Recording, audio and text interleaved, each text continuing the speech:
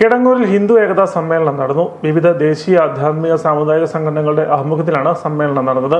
കിടങ്ങൂർ ശ്രീ സുബ്രഹ്മണ്യ സ്വാമി ക്ഷേത്രത്തിന്റെ പടിഞ്ഞാറ് നടയിൽ ചേർന്ന സമ്മേളനം കുട്ടികളുടെ നൃത്തനൃത്യങ്ങളോടെയാണ് ആരംഭിച്ചത്. പൊതുസമ്മേളനം മുൻ PSC chairman doctor KS Radhakrishnan ഉദ്ഘാടനം ചെയ്തു.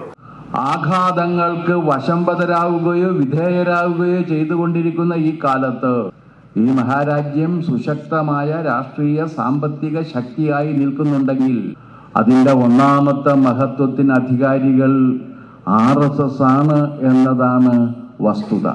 100 കൊല്ലമായി RSS പ്രവർത്തിച്ചു തുടങ്ങിയത്. ഞാൻ സോമശേഖരനോട് ചോദിക്കുകയായിരുന്നു എത്ര അംഗങ്ങൾ കാണും എന്ന്. 1,36,000-ലേറെ ശാഖകളുണ്ട് എന്ന് ഇന്ന് ഞാൻ ന്യൂസിൽ വായിച്ചു.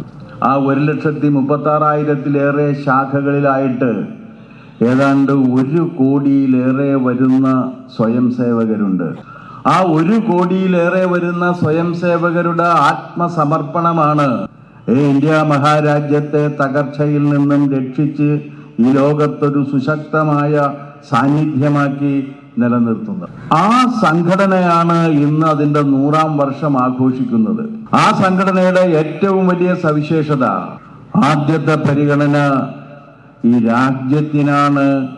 ആ രാജ്യത്തെ നാം സംരക്ഷിക്കണം, ആ രാജ്യത്തെ നാം നമസ്കരിക്കണം.